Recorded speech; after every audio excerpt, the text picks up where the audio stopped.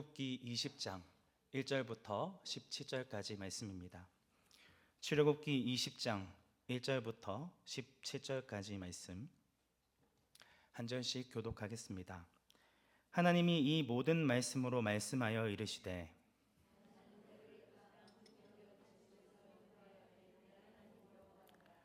너는 나 외에는 다른 신들을 내게 두지 말라.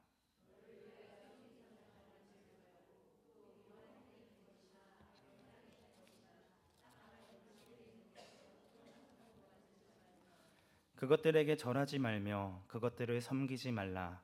나 내 하나님 여호와는 질투하는 하나님인즉 나를 미워하는 자의 죄를 갚되 아버지로부터 아들에게로 3, 4대까지 이르게 하거니와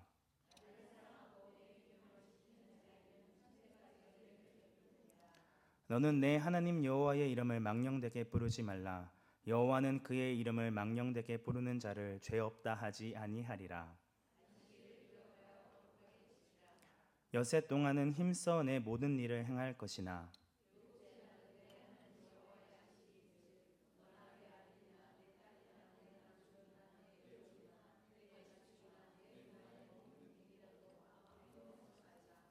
이는 엿새 동안에 나 여호와가 하늘과 땅과 바다와 그 가운데 모든 것을 만들고 일곱째 날에 쉬었음이라. 그러므로 나 여호와가 안식일을 복되게 하여 그날을 거룩하게 하였느니라.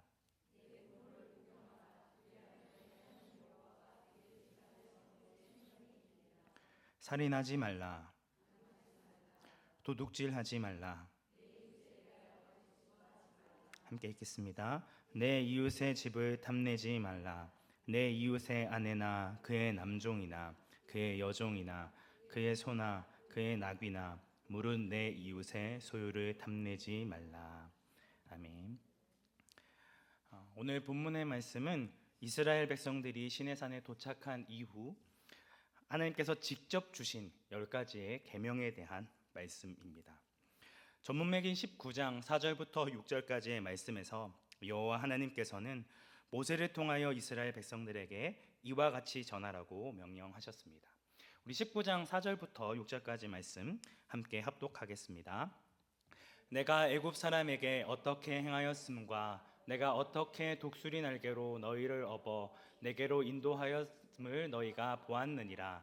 세계가 다 내게 속하였나니 너희가 내 말을 잘 듣고 내 언약을 지키면 너희는 모든 민족 중에서 내 소유가 되겠고 너희가 내게 대하여 제사장 나라가 되며 거룩한 백성이 되리라.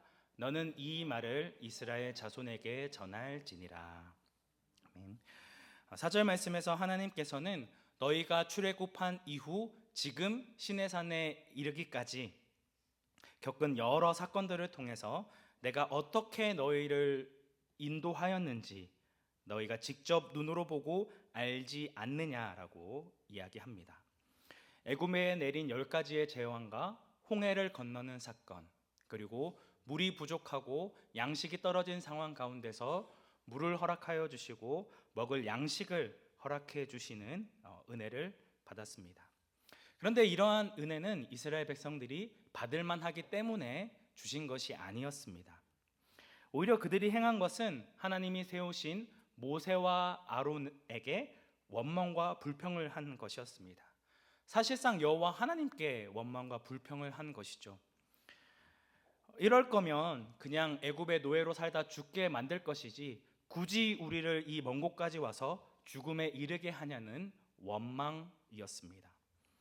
자신들이 겪었던 모진 핍박과 고난 가운데 당했던 끔찍한 과거는 잊어버리고 하나님을 탓하고 있는 것이죠. 그럼에도 하나님께서는 백성들을 징계하지 않으시고 은혜를 허락하여 주십니다. 그리고 그들에게 언약을 허락해 주십니다. 다시 한번 19장 5절부터 6절까지의 말씀을 보면 너희가 내 말을 잘 듣고 내 언약을 지키면 너희는 모든 민족 중에서 내 소유가 되겠고 너희는 내게 대하여 제사장 나라가 되며 거룩한 백성이 되리라고 약속하십니다. 출애굽한 이후 지금까지 너희에게 은혜를 베풀어 주고 인도하였던 나의 말을 잘 듣고 지킨다면 모든 민족 중에 너희를 내 소유가 되게 하고 거룩한 백성이 되게 하겠다라고 약속을 허락해 주십니다. 여기서 소유라고 번역되어진 히브리어 단어는 보물, 보석이라는 의미가 있습니다. 모든 민족 중에서 너희 민족을 반짝반짝 빛나는 보물과 같이 대해 주시겠다는 것입니다. 내가 너희를 통해 세상 가운데 제사장 나라가 되게 하겠다. 곧 쉽게 말해 하나님의 나라가 어떤 곳인지를 보여주는 모델하우스가 되게 하겠다라는 약속을 주신 것입니다. 이를 통해 이스라엘 백성들은 애굽의 노예에서 해방된 자유로운 하나님의 백성이 되었습니다. 지구상에 존재하는 수많은 민족 중에 특별히 구별된 거룩한 하나님의 백성이 되는 엄청난 복을 받게 되어진 것이죠. 다시 한번 강조하지만 이스라엘 백성들이 착한 일을 많이 하거나 기도를 열심히 했기 때문에 해방시켜 준 것이 아니라고 말씀을 드렸습니다. 모세가 하나님의 말씀을 전하자 백성들은 일제히 응답합니다. 19장 8절 말씀에서는 여호와께서 명령하신 대로 우리가 다 행하리다라고 말씀하고 있습니다. 여호와의 말씀대로 우리가 당신과 언약을 맺겠습니다. 당신의 말씀대로 우리를 인도하여 내신 당신의 말을 듣고 따르겠습니다 라고 이야기를 하고 있는 것이죠. 그러자 여호와 하나님께서는 내가 직접 이스라엘 백성들에게 임재하여 말씀을 전하겠다라고 말씀합니다.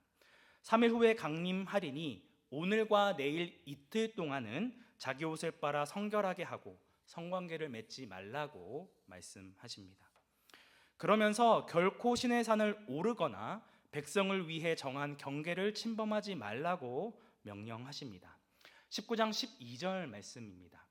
너는 백성을 위하여 주위의 경계를 정하고 이르기를 너희는 산과 산에 오르거나 그 경계를 침범하지 말지니 산을 침범하는 자는 반드시 죽임을 당할 것이라.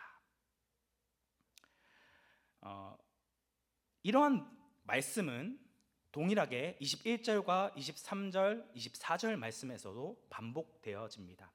21절 말씀에서는 백성들에게 경고해서 나 여호와를 보려다가 많이 죽을까 하노라 라고 말씀하고 있으며 23절부터 24절의 말씀에서도 산 주위에 경계를 세워 산을 거룩하게 하고 제사장들과 백성들에게는 경계를 넘어 나 여호와에게로 올라오지 못하게 하라고 명령합니다. 그 이유는 한 가지, 내가 그들을 죽일까 하노라, 칠까 하노라 라고 말씀하고 있는 것이죠. 이스라엘 백성들이 하나님이 정해놓으신 경계를 넘어가면 어떻게 된다고요? 죽게 된다는 것을 거듭 강조하고 있습니다. 그리고 오늘 본문 말씀에서 이스라엘 백성들 가운데 강림하신 하나님께서 직접 10가지의 계명에 대해 명령하십니다. 거룩하신 하나님과 언약을 맺을 이스라엘 백성들이 지켜야 할 말씀에 대해 직접 말씀해 주셨다라고 하는 것이죠. 이스라엘 백성들이 하나님과 언약 맺는 것에 일제히 행하겠다라고 했으니 이제 이 10가지의 명령을 지켜야 한다는 것입니다. 그런데 명령이라는 히브리어에는 울타리를 치다라는 의미가 담겨 있습니다. 하나님께서 명령하신 말씀을 지키는 것은 하나님이 정해놓은 경계 안에서 행해야 한다는 의미입니다. 방금 여호와 하나님께서 이스라엘 백성들에게 거듭 강조하는 것은 내가 정한 경계를 넘어서지 말라는 것이었습니다. 이는 거룩하신 하나님과 거룩하지 않은 이스라엘 백성들을 구별하고 분리하는 것이었습니다.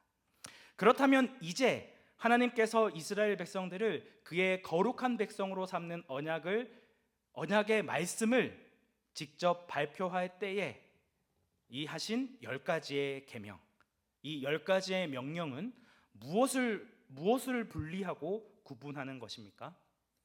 거룩한 하나님의 백성과 거룩하지 않은 세상 사람들을 구분하고 분리하는 경계입니다. 하나님께서는 자신이 직접 선포하신 10가지의 계명을 통해 거룩한 하나님의 백성과 거룩하지 않은 세상 사람과의 경계를 명확하게 정해 주십니다. 그리고 하나님의 택함 받은 백성들은 거룩하지 않은 세상 사람들과 같이 살아가지 않도록 명확한 기준, 명확한 울타리를 쳐 주셨다는 것입니다. 오늘 본문에서 이스라엘 백성들이 살아내야 할 명확한 울타리를 마련해 주신 것인데, 이러한 명확한 경계의 말씀을 전해 주신 이후에는 이전과 전혀 다른 기준으로 백성들을 대하십니다. 하나님의 거룩한 백성으로 언약받기 이전에는 백성들이 아무리 하나님을 원망하고 불평할 때에도 아무런 징계를 내리지 않으셨습니다. 그런데 민수기의 말씀에서 이제 시내산을 떠나 가나안 땅으로 향할 때에는 이스라엘 백성들이 불순종할 때마다 그들을 징계하시고 경고하십니다. 갑자기 하나님에게 변덕이 생길 것일까요? 기껏 백성으로 삼아놨더니 마음에 안 드니까 갑자기 느닷없이 그들을 징계하고 심판하는 것일까요? 그렇지 않습니다. 하나님께서는 정해놓은 울타리를 넘어가지 말라고 경고하시는 것입니다. 그들에게 제사장 나라요, 하나님의 택함받은 거룩한 백성으로 살아갈 수 있는 명확한 기준, 10가지의 계명과 율법을 주시고 그 율법을 따라 살아감으로 경계선을 넘지 않도록 인도하시고 개입하고 계신 것입니다. 곧 거룩한 하나님의 백성이 거룩하지 않은 이방 백성들과 같이 살아가지 않도록 하나님이 정한 경계에서 넘어가지 않도록 인도하고 계신 것입니다. 그런데 우리는 이 말씀을 오해합니다. 구약의 하나님을 잔인한 하나님, 자신이 정한 율법을 따르지 않을 때에는 가차없이 죽이시고 징계하시는 모진 하나님, 피도 눈물도 없는 심판관으로 착각하고 있습니다. 혹시 전문맥의 말씀에서 내가 정한 경계를 떠나면 죽여버릴 테니까 건너기만 해, 아주 본때를 보여줄 거야 라고 말씀을 받아들이셨습니까? 그렇다면 하나님에 대해 오해하신 것입니다. 사실 저도 똑같이 생각하고 있었는데 오늘 설교를 준비하면서 제가 가지고 있었던 관점과 생각이 너무나도 잘못되었다는 것을 발견하게 되었습니다. 경계만 넘어봐 죽여버릴 테니까가 아니라 제발 경계를 넘어서 쓸데없이 죽임당하는 일이 일어나지 않도록 거듭 모세에게 부탁하고 또 애원하는 하나님의 심정이 느껴지지 않으십니까? 다시 한번 19장 12절 상반절 말씀을 합독하도록 하겠습니다. 너는 백성을 위하여 주위의 경계를 정하고 이르기를 너희는 삼가 산에 오르거나 그 경계를 침범하지 말지니. 하나님께서 시내산 주위의 경계를 정하신 것은 자신의 변덕이 아니라 이스라엘 백성들을 위해서였습니다. 거룩하지 않은 백성들이 혹여나 해를 입을까 봐 거듭해서 그들에게 경고하시고 강조하여 말씀하시는 사랑의 하나님이라는 것이죠. 같은 맥락에서 하나님께서는 가나안 땅에 들어갈 것을 앞둔 하나님의 백성들에게 무엇을 요구하셨습니까? 가나안 땅에 살고 있는 그 모든 백성들을 다 진멸하라 명하셨습니다. 더 정확히는 하나님을 믿는 신앙과 정반대의 삶을 살고 있는 죄악된 우상과 문화와 이런 악습들이 이스라엘 백성들에게 이어지지 않게 하기 위해 아주 조그마한 싹조차 다 잘라버리기를 원하신 것입니다. 결국 이스라엘 백성들이 하나님의 택함받은 자녀로서 온전히 하나님만을 섬기며 세상 가운데 거룩한 제사장 나라, 하나님의 나라가 어떤 곳인지를 사람들에게 보여주는 그런 거룩한 백성이 되기를 원하셨다는 것입니다. 모든 가나안 주민들을 진멸하라는 여호와 하나님의 명령은 불합리하고 잔인하고 야만적인 명령이 아니라 보석과 같이 소중하게 여기는 내 백성들을 가나안의 더럽고 추악한 문화와 가치관에 휩쓸리지 않도록 보호하시겠다는 하나님의 분명한 의지요, 하나님의 작정이라는 것입니다. 사랑하는 자녀들이 하나님이 정해놓은 율법의 경계를 넘어 죽음의 길로 가는 것을 막기 위해 행하신 하나님의 역사하심이요 개입하심이었다는 것입니다. 다시 본문으로 돌아와서 오늘 본문에서 이스라엘 백성들에게 십계명을 주신 하나님의 마음은 어떠하셨을까요? 오늘 본문 2절 말씀 함께 합독하도록 하겠습니다. 나는 너를 애굽 땅 종 되었던 집에서 인도하여 낸 내 하나님 여호와니라. 성도님들은 여기서 어떤 단어가 제일 눈에 들어오십니까? 저는 너라는 단어가 보입니다. 불특정 다수의 이스라엘 백성들을 향하여 너희라고 말씀하지 않으시고 이스라엘 백성 한 사람 한 사람을 향해 너라고 말씀하고 있습니다. 너를 종되었던 애굽에서 인도하여 낸 내가 너희에게 말한다. 인격적이고 개인적으로 이 명령을 하고 있는 것입니다. 이 말씀은 오늘을 살아가고 있는 나에게도 동일하게 주어지는 말씀이라 할 수 있습니다.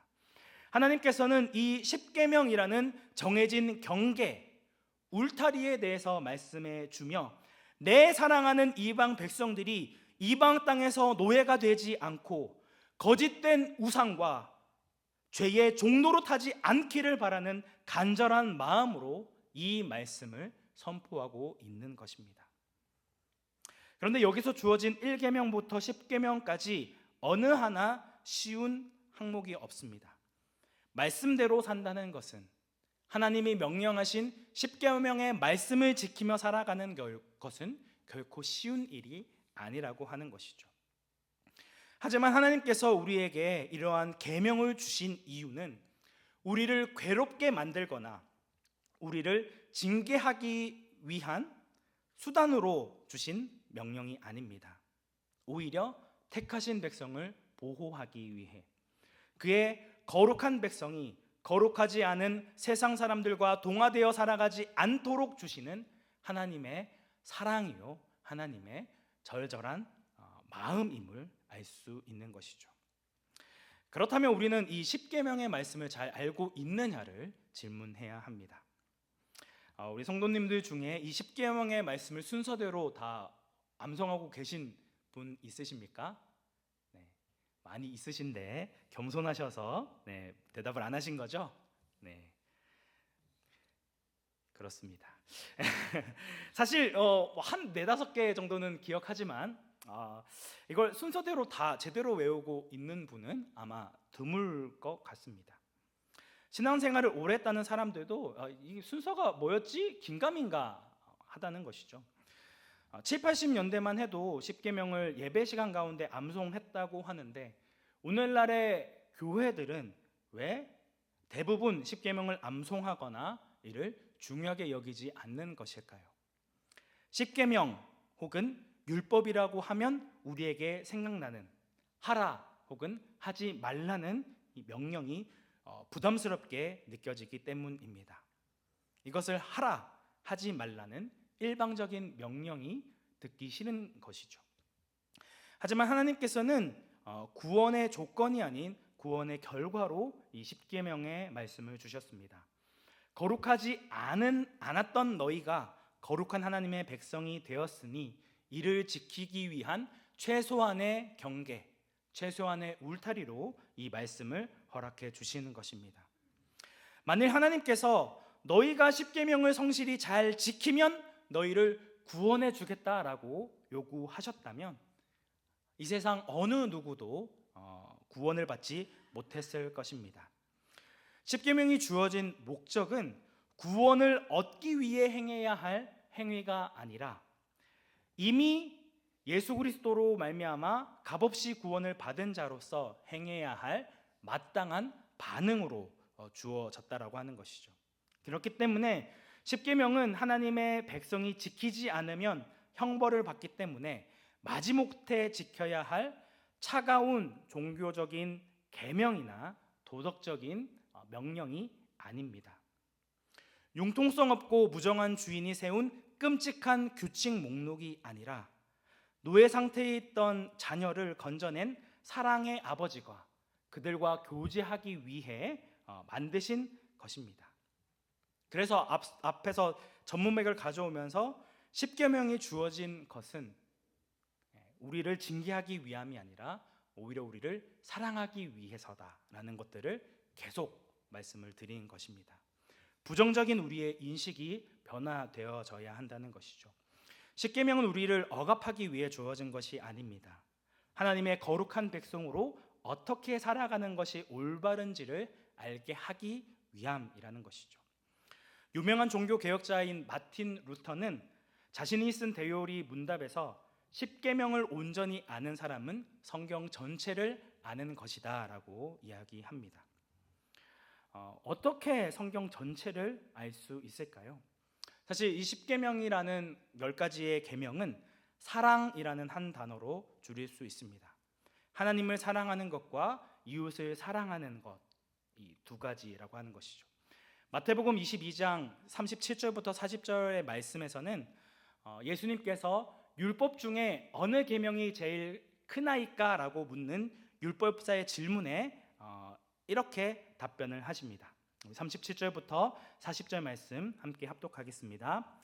예수께서 이르시되 너희 마음을 다하고 목숨을 다하고 뜻을 다하여 주 너의 하나님을 사랑하라 하셨으니 이것이 크고 첫째 되는 계명이요 둘째도 그와 같으니 내 이웃을 내 자신같이 사랑하라 하셨으니 이 두 계명이 온 율법과 선지자의 강령이니라. 가장 먼저 마음을 다하고 목숨을 다하고 뜻을 다하여 주 너의 하나님을 사랑하라 말씀하셨습니다. 십계명의 1계명부터 4계명은 우리가 어떻게 하나님을 목숨과 마음과 뜻을 다해 사랑할 수 있는지에 대해서 가르쳐주고 있습니다. 이것이 예수님이 말하신 크고 첫째 되는 계명입니다. 이어지는 둘째 계명은 내 이웃을 자신과 같이 사랑하라 말씀하십니다. 10계명의 5계명에서부터 10계명까지는 우리가 어떻게 이웃을 내 자신과 같이 사랑할 수 있는지에 대해서 가르쳐 주고 있습니다. 사도 바울도 10계명의 요약이 사랑이라는 것을 로마서에서 말씀하고 있습니다. 로마서 13장 8절부터 10절까지의 말씀을 보면 피차 사랑의 빚 외에는 아무에게든지 아무 빚도 지지 말라. 남을 사랑하는 자는 율법을 다 이루었느니라.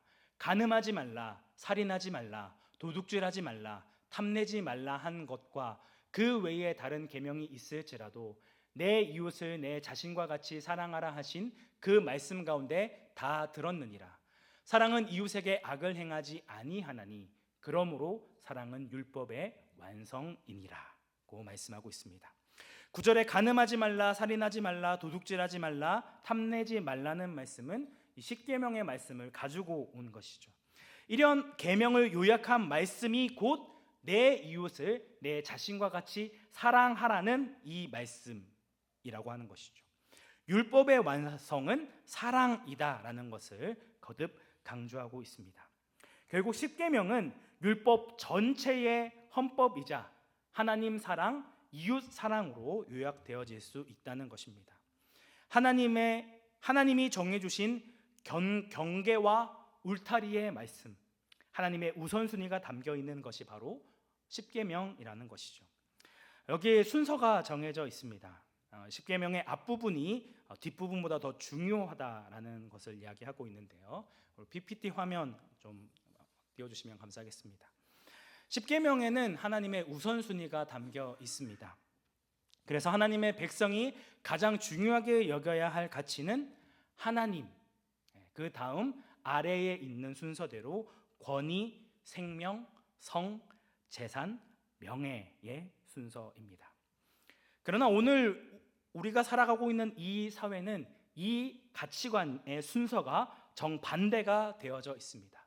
곧 내 자신의 명예와 내 자신의 재산이 우리의 생명보다 성보다 더 우선시 되어집니다. 또한 하나님보다 사람이 더 우선시 되어지고 있습니다. 가장 우선순위를 차지해야 될 하나님을 완전히 배제해 버리거나 가장 끝자리에 두고 있는 것이죠. 사람보다 물질을 더 중요하고 명예를 더 중요시 여기는 삶을 살아가고 있습니다. 하나님께서 정해 놓으신 그 질서가 완전히 깨어져 버린 현실, 하나님이 중요하게 생각하는 우선순위가 완전히 뒤바뀌어 있는 시대를 살아가는 것이 바로 오늘 우리가 살아가고 있는 이 세상이라고 하는 것입니다. 그리고 또 1계명부터 4계명 안에도 우선순위가 담겨져 있습니다. 1계명은 우리가 드려야 할 예배의 대상이 어떤 분인지에 대해서 이야기하고 있습니다. 우리의 인생에서 가장 중요한 것은 우리가 예배를 드리는 대상이 어느 분인지를 아는 것입니다. 우리가 예배를 드릴 유일한 대상은 천지를 창조하신 삼위일체 하나님 한 분밖에 없습니다. 그러나 삼위일체 하나님을 바르게 예배한다고 해서 다 되는 것은 아니죠. 2계명의 말씀과 같이 하나님을 바른 방법으로 예배해야 합니다. 우상과 같은 형상을 만들어 예배해서는 안 되고 오직 유일하신 하나님의 형상이신 예수 그리스도를 통하여 하나님께 예배 드려야 합니다. 그러나 예수 그리스도를 통해 하나님께 예배한다고 해서 다 되는 것이 아니죠. 3계명과 같이 바른 자세와 태도를 가지고 예배해야 합니다. 하나님을 경외하는 마음, 하나님을 의지하는 마음으로 하나님 앞에 예배를 드려야 한다는 것이죠. 이런 마음을 가질 때 우리는 하나님의 이름을 함부로 부르지 않을 수 있고 하나님의 이름을 거룩하게 높이고 영화롭게 할 수 있습니다. 그리고 이의 세 가지를 분명히 알고 있다 하더라도 매주 정기적으로 모여 하나님을 예배하지 않으면 아무런 의미가 없습니다. 교회의 전통에 따라 주님께서 부활하신 주일을 구별하여 하나님께 예배를 드려야 한다는 것이죠. 4계명은 안식일을 거룩하게 지키라는 명령입니다. 그 지켜야 할 근거로 오늘 본문 11절에서 이와 같이 말씀하고 있습니다. 이는 엿새 동안에 나 여호와가 하늘과 땅과 바다와 그 가운데 모든 것을 만들고 일곱째 날에 쉬었음이라. 그러므로 나 여호와가 안식일을 복되게 하여 그날을 거룩하게 하였느니라. 안식일을 지켜야 하는 이유로 천지를 창조하신 하나님, 1계명에 나오는 우리가 예배를 드려야 할 대상이 등장합니다. 하나님이 창조하신 모든 것은 인간이 더 이상 손댈 것 없이 완전하기 때문에 이 세상의 주인이 창조주 하나님을 믿고 그의 선하신 뜻대로 우리를 통치하시고 다스리신다라는 개념이 포함되어져 있습니다. 하지만 바쁜 일상을 살다 보면 이러한 사실을 잊어버리기 십상입니다. 그래서 최소한 일주일에 한 번, 주일날만큼은 하나님께서 우리를 창조하신 만물의 주관자이며 죄의 종노릇하던 노예였던 우리를 구원해 주시는 분임을 기억하며 기뻐하는 안식일을 가져야 한다는 것입니다. 주일날 잠시 시간을 내서 예배를 드리고 나머지 시간은 다 우리가 사용하는 시간으로 얘기하는 것이 아니라 온전한 하루를 구별하여 주님이 주시는 안식을 누리며 주님께 집중하는 시간을 가져야 한다는 것입니다. 일상의 분주함과 모든 근심과 걱정을 내려놓고 주님께서 베풀어 주신 구원의 은혜로 반응하는 그런 삶이 필요하다라고 하는 것이죠. 이것이 이런 안식일을 지키는 것은 세상 사람들과는 구별된 하나님의 백성임을 다시 한번 확인하는 것이기 때문에 매우 중요하다 할 수 있습니다. 이어서 등장하는 5계명부터 10계명은 이웃을 사랑해야 한다는 것을 보여주는데 이 5계명부터 10계명은 하나님을 믿지 않는 사람들도 할 수 있는 것처럼 보입니다. 내 부모를 공경하라는 5계명의 말씀은 유교의 효 정신과 비슷해 보이고 살인하지 말라, 간음하지 말라, 도둑질하지 말라는 이런 도덕적인 법은 다른 종교에서도 금지하는 법이기도 합니다. 그러나 결정적인 차이가 있습니다. 세상 사람들은 1계명부터 4계명을 다 무시합니다. 그들은 창조주 하나님을 사랑하지 않고 그분을 섬기지 않습니다. 하나님을 사랑하는 것이 우선되지 않는다면 5에서부터 10계명을 지키는 것은 안타깝게도 아무런 의미를 가지지 못한다라고 하는 것이죠. 계명의 첫 번째 부분, 곧 하나님을 사랑하는 것을 잘하는 사람들은 두 번째 계명인 이웃 사랑도 잘하게 되어져 있습니다. 이것은 분리될 수 없는 동전의 양면과도 같습니다. 그렇지만 우선순위는 분명해야 한다는 것이죠. 하나님을 사랑하는 것이 우선이 되어져야 합니다. 하나님을 사랑하면 자연스럽게 하나님께서 우리에게 허락하신 이웃도 사랑할 수 있게 된다는 것이죠. 이웃을 사랑하는 모습을 통해 그가 정말 하나님을 사랑하는 자인지를 확인할 수 있습니다. 그렇지만 이 순서가 바뀌면 안 된다는 것들을 기억해야 한다는 것이죠. 하지만 분량적인 부분으로 이웃을 사랑하라는 말씀은 6개의 계명으로 되어 있고 하나님을 사랑하는 계명은 4가지의 계명으로 되어 있습니다. 결국 하나님을 사랑하는 만큼 이웃을 사랑하는 것은 너무나도 중요한 부분이며 하나님을 사랑하는 자는 이웃 사랑의 삶을 살 수밖에 없다는 것을 강조하고 있는 것이죠. 우리는 10계명을 통해 하나님의 우선순위가 무엇인지를 알 수 있습니다. 물질보다는 사람, 그리고 사람보다는 하나님을 더 우선시하는 삶을 살아가야 한다는 것입니다. 10계명은 이스라엘이 하나님의 백성답게 살아가야 할 지침이라 할 수 있습니다. 다시 한번 강조하지만 10계명은 우리가 구원을 받는 조건이 아니라 구원받은 하나님의 백성들이 거룩한 백성으로 살아가야 할 최소한의 경계선이자 울타리입니다. 그리고 하나님께서 이스라엘 백성들에게 직접 말씀하신 유일한 명령이기도 합니다. 직접 강림하셔서 말씀해야 할 만큼 중요하고 매우 중요하고 가치 있는 말씀이라는 것이죠. 오늘 우리는 하나님의 택함받은 거룩한 백성으로 이 세상의 것보다 하나님을 우선순위로 살아가고 계십니까? 거룩한 하나님의 백성과 거룩하지 않은 이 세상 사람들을 구분짓는 이 중요한 말씀대로 내 자신보다는 하나님과 이웃을 사랑하는 삶을 살아가고 계십니까? 다시 한번 묻습니다. 우리의 삶의 우선순위는 무엇입니까? 하나님이 우리의 삶의 주인 되심을 인정하며 그분의 권위 앞에 살아가고 계십니까? 아니면 여전히 내 자신이 하나님의 자리를 차지하고 하나님은 뒷전인 채 자신의 재산과 명예를 소중하게 여기는 이 세상 사람들과 같이 살아가고 있지는 않으신지요? 결국 이 10가지의 계명 중에 첫 번째 계명을 잘 지키고 있는지를 확인해 보아야 합니다. 나머지 모든 계명은 다 1계명을 향해 있다라고 하는 것이죠. 1계명의 말씀이 무엇입니까? 너는 나 외에 다른 신을 두지 말라. 하나님 외에 다른 우상을 두지 말라는 것입니다. 팀 켈러는 우상에 대해 이렇게 정의합니다. 내 마음 속에서 절실하게 원하는 것이 우상이다. 내가 가장 많은 시간을 투자하는 것, 내가 가장 많은 돈을 사용하는 것이 무엇이냐? 그것이 하나님보다 더 소중하게 여기는 우상이라고 하는 것입니다. 때로는 그것이 야구나 축구와 같은 스포츠가 될 수가 있고 나의 사랑하는 가족, 나의 배우자가 될 수도 있다는 것이죠. 그리고 나의 사랑하는 자녀마저도 그것이 하나님보다 더 중요하고 더 사랑한다면 우상이라는 것을 이야기하고 있습니다.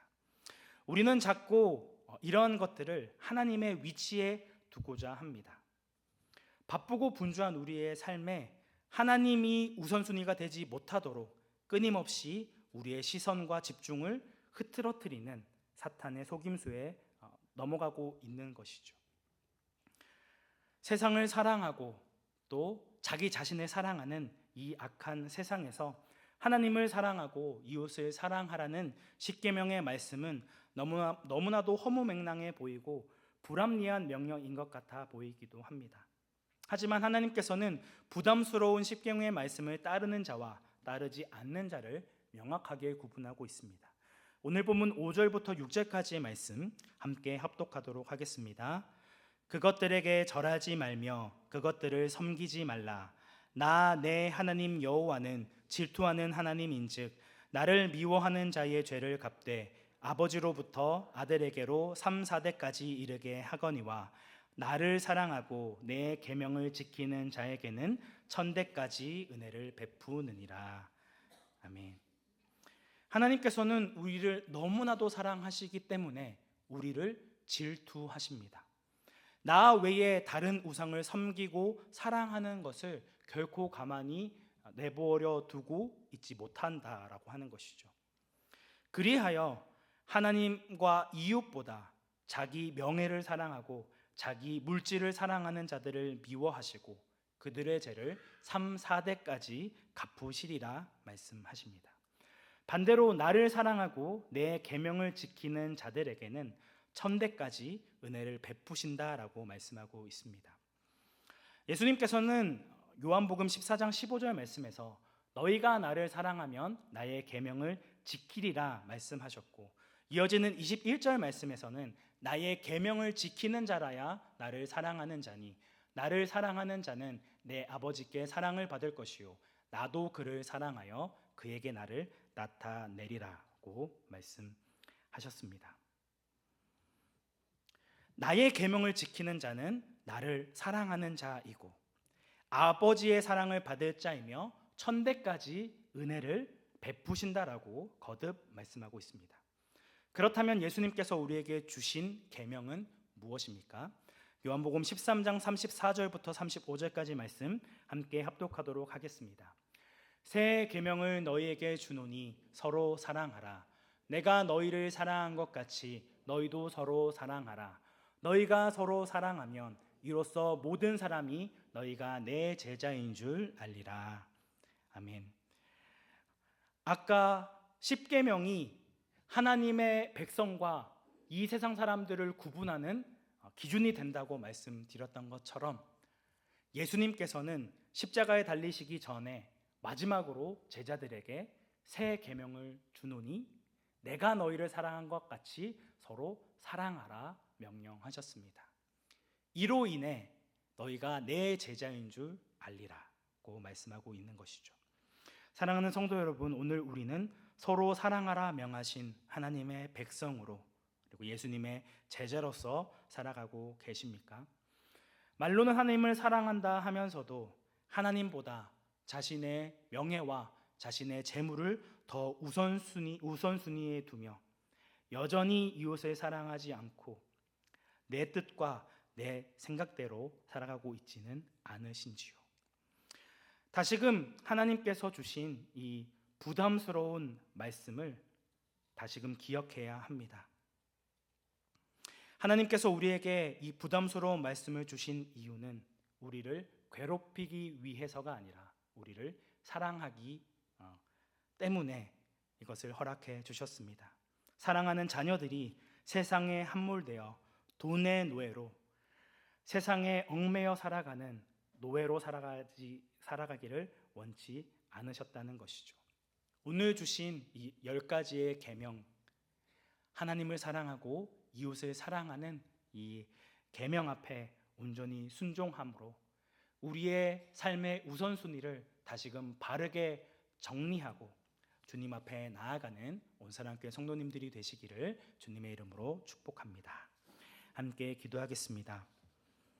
하나님의 말씀을 우습게 여기고 하나님을 의지하지 않고 하나님보다 자신의 명예와 자신의 재산을 더 사랑하는 이 악한 세상 가운데서도 우리를 주의 거룩한 백성으로 삼으시고 하나님의 말씀을 따라 살아갈 수 있는 은혜를 허락해 주심에 감사드립니다. 그럼에도 세상 사람들과 구별된 삶을 살기보다 세상 사람들과 다를 바 없는 삶을 살았음을 회개합니다. 다시금 하나님이 주신 십계명의 말씀을 따라 하나님을 사랑하고 이웃을 사랑하는 저희들이 되어지기 원합니다. 자신의 욕망과 정욕을 따라 살아가는 세상에 맞서 오직 하나님을 우리의 우선순위에 두고 이웃을 내 몸과 같이 사랑하는 주님의 백성에 합당한 자가 되기 원합니다. 내 힘과 능력으로 할 수 없사오니 성령 하나님께서 날마다 우리의 마음을 새롭게 하시고 우리의 생각과 마음을 붙들어 주셔서 하나님의 말씀만을 의지하는 거룩한 주님의 자녀가 되게 하여 주옵소서.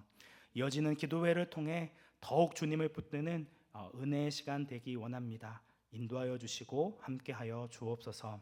우리의 유일한 구원자 되시는 예수님의 이름으로 기도드립니다. 아멘.